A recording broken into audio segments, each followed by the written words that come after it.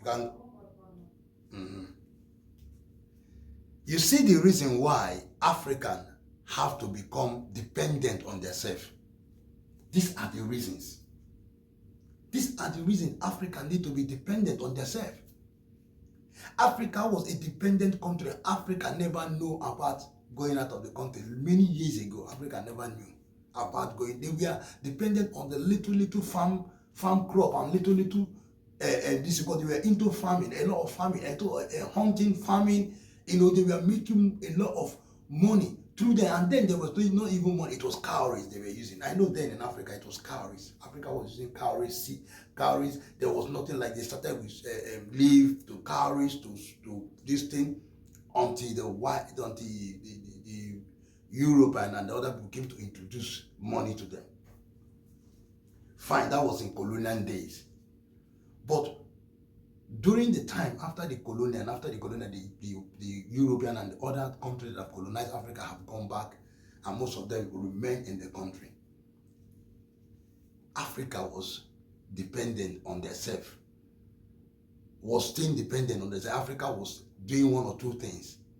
But as time goes on, a lot of them that have gone to university, that have gone to travel and this thing, and some of them that have decided to, government and everything decided to put eye on importation and so many things that are coming out. And that, because of that importation and traveling and business, all business contact and everything that you guys need, and from the diasporas and everything, now made Africa are so lazy that right now they are now dependent, both in traveling, in business wise, in contract wise, in loaning money. Africa low. Even the breeze has not even low money like that. But the way Africa low money from diasporas. So why will they not, when they have low you people money, low African money for donkey years? You know how many years they have been loaning money, helping Africans? Yeah, they are telling you people now, stand on your own. It's not you can't be a child every time. You can't be a child every time. How can you be a child every time they are feeding you? One day, the person that is feeding you will tell you, listen, it's time for you to do what? To you to go and, to you go, because I feed you from the feeding that they are feeding you, all the feeding they are doing, all the loaning, all the money that they are loaning. And they couldn't learn how to save the money or how to invest the money. The problem of Africa is this.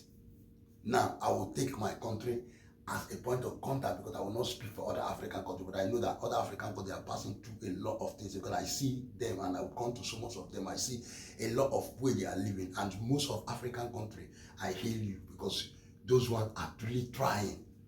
Some little African country, if you go to their country, they are trying. You can't even imagine how they manage to be able. They sanitize their places. And this African country that you don't easily see them traveling. They love their country. Little, they are not much. It's little African country. Yeah. And when you talk of Tunisia, Egypt, the rest of all those elite developed African countries. They are struggling, but they are, at least, if the way they are, at least with the way their country and the way things are, they have investors coming into their country. They are trying to do one or two things because of the beauty, the way, the safety. You need to see security in that country. And I know they have their own thing, since crashing them. I'm not saying that they are they still have their own, but at least I've not heard a lot. When I was in those countries, I saw the programming of so many things they were doing, particularly when I was in Egypt. I've gone to Egypt several times. I go there, see, I've gone to their summit too. So I see the way I say, whoa. When I go to Pyramid, I say, Jesus Christ, this country is beautiful, and they are doing fine. They are trying. Though they are still, I'm not saying they're not struggling. But at least it is better for a country to be like that than to a country to be, that's what I'm saying. So we call up not all those West African, come to West African now. West African, Muslim Nigerian, who is supposed to be who is supposed to be the shoulder of Africans. Because Africans looks at Nigerian as they are like the way the European look at British, the way this look at America, that's how they look at Nigerian. That's why America, London, and they always look at Nigerian as the leading of Africa. But are they showing a good example? Where's the example now? The African that is supposed to be the whole African coming on them. Even Africa is supposed to be loaning money from Nigeria. Africans are supposed to be loaning money from Nigeria, are supposed to be helping Africans. They are supposed to be doing well. But the one that called himself the leader now is not even a good example to others. Rather, he is showing them how to do corruption, how to corrupt, how to off their light, how to not sustain the citizen, how to be looting money, eating, and I don't know where they are putting this money. That the bank is not enough now. They started burying the money on the cemetery. They bury money on cemeteries. Yeah, burying money on cemeteries. How many times they discover a lot of money that have been buried inside the cemetery? But why? These are money made for citizens. The problem of Africa is that from the time that I'm using my country as a point of I don't talk about it. From the time that Nigeria started creating, Nigeria started creating Godfather. When Godfather, because you see this Godfather of 18, that is the problem of Nigeria. If Nigeria want to lead Africa and become dependent on Nigeria, need to first of all remove Godfather. See Africa as a whole. West Africa have a lot of things that's called Godfather. Or Africa as a whole, whatever that is called Godfather, that Godfather thing that they're doing should end. We don't know who are these Godfathers. Is there anything like Godfather for Nigeria? Did Nigeria tell you that they want Godfather?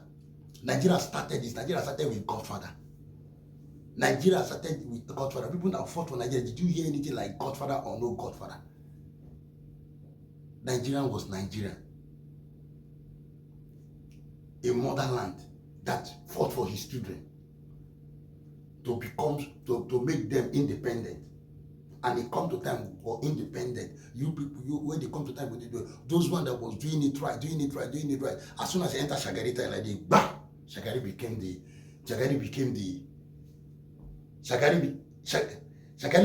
enemy of Nigeria. Shagari pumped into Nigeria. That's why I say wherever he is God will judge him. Shagari pumped up. From Shagari Purukuru, that was how the thing started to enter to military hand. Military came up with their own. Military came up. Good military. The time we started was good military. So Murtala Muhammad was a very good man. They were the one that single assassinating. Murtala Muhammad was a very good man. These militaries that enter, they were doing good. They were nice.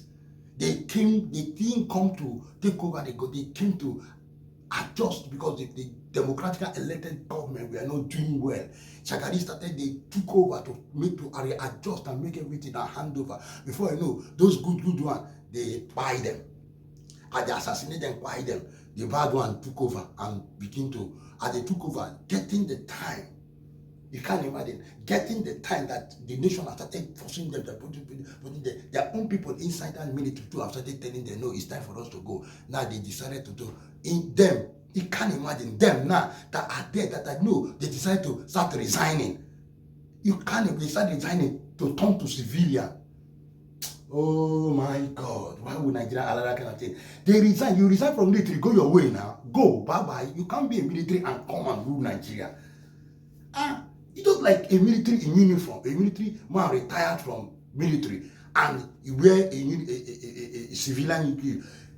Have you ever seen military gone out of somebody? A military is a military till the day of death. So why would Nigeria allow that?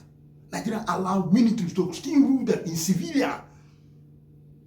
Oh God, rule and created rule. And when they are leaving, instead of them to leave the presidency, they come to stand as a godfather. Now they sitting as a president because they are managed to rule for 8 years. They know that the country will not agree. What they do now, they go there, they bring their own person. And tell this, they go and search for some. Oh my God, this thing is paining me. They go and search for people. Go and search for people. Go and look for somebody that will obey them. Somebody that will obey them, that will not put them in prison because of the looted money. They took a lot of money. Somebody that will do what they want. The person now, they will do election. You think they are doing election. Don't know that they've already done their, played their game. Their card is played already. You'll be there bringing your election card, running out to go and do election, running out to go and do election. You don't know that you should be we should be sleeping, not even disturbing ourselves. By the time the one that tried to succeed, then you see that they'll go to that ballot plate with gun and everything. They will take everything, they will go away with it. And at the end of the day, somebody will come outside and say he's the president of Nigeria, announcing to Nigerians.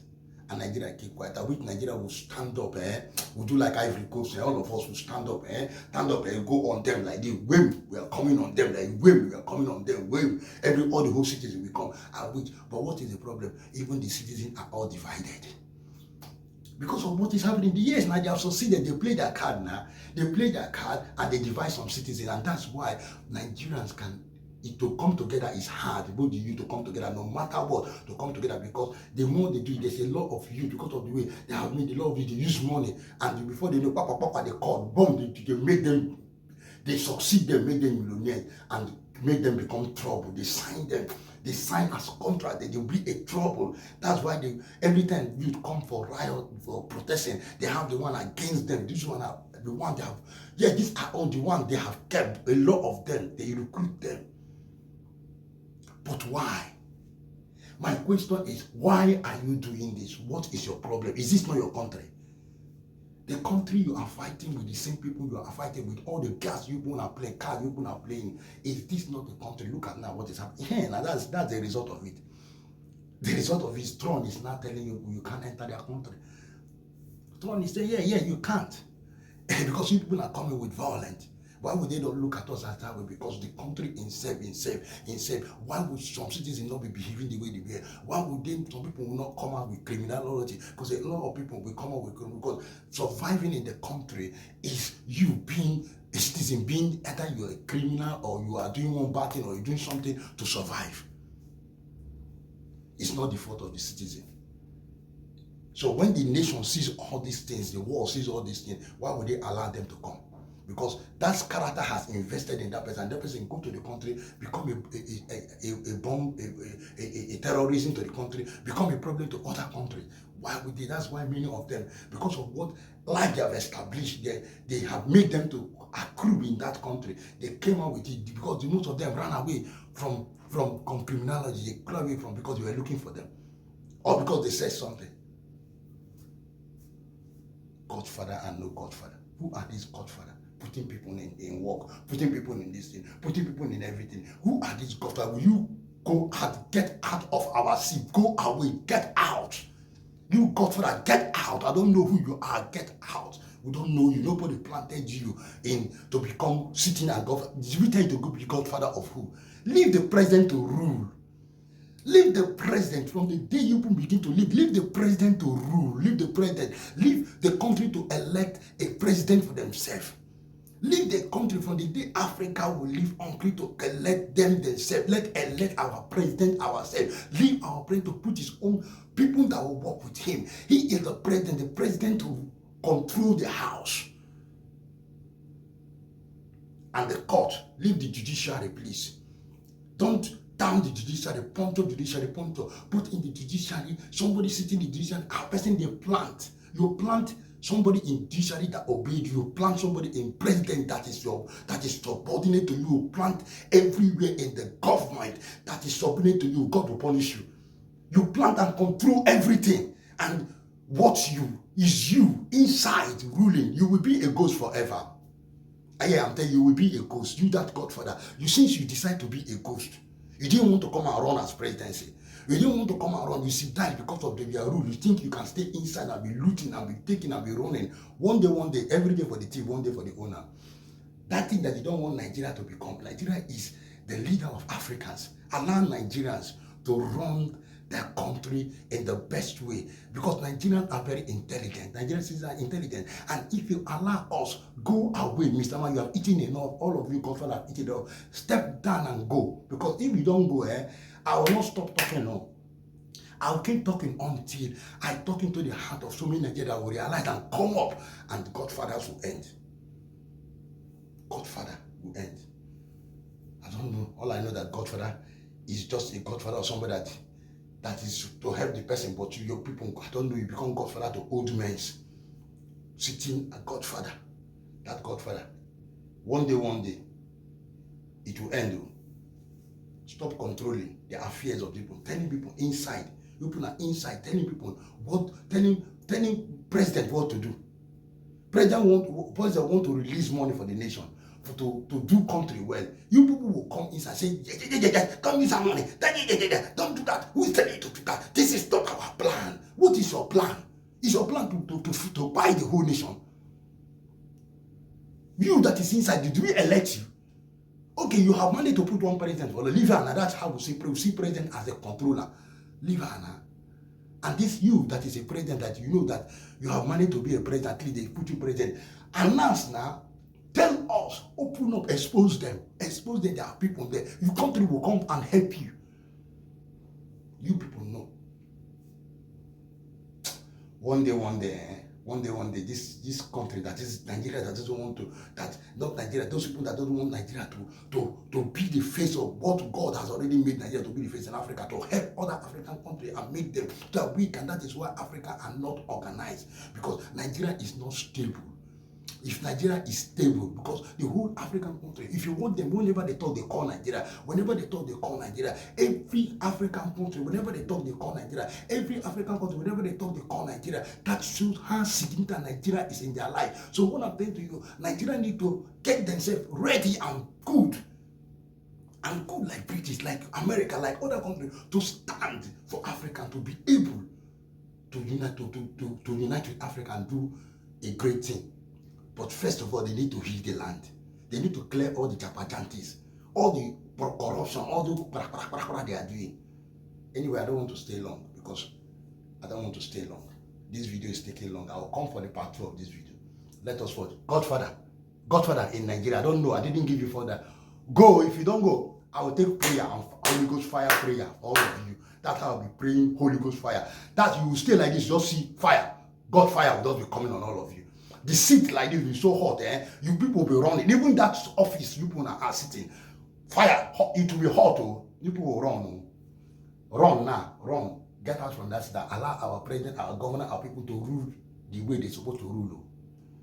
Let us. Slams the door shut on millions of citizens worldwide.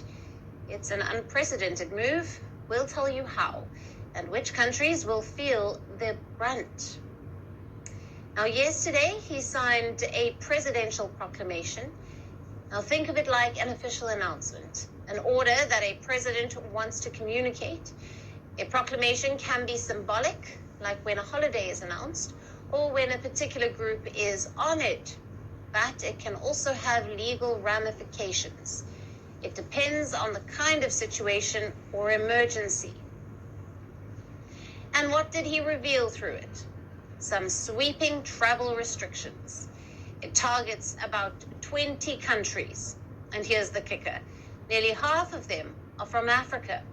Here's the list. Chad, the Republic of Congo, Equatorial Guinea, Eritrea, Libya, Somalia, Sudan. 7 African countries are facing a complete ban. It means that no one from these nations can enter the United States of America at any cost.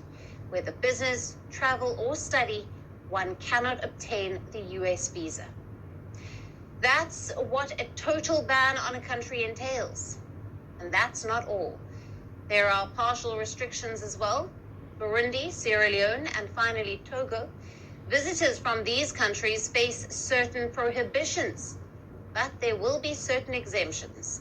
Say, for example, temporary work visas or athletes traveling for major sporting events. Those can be considered. The question that you might be asking is, why? And why specifically now?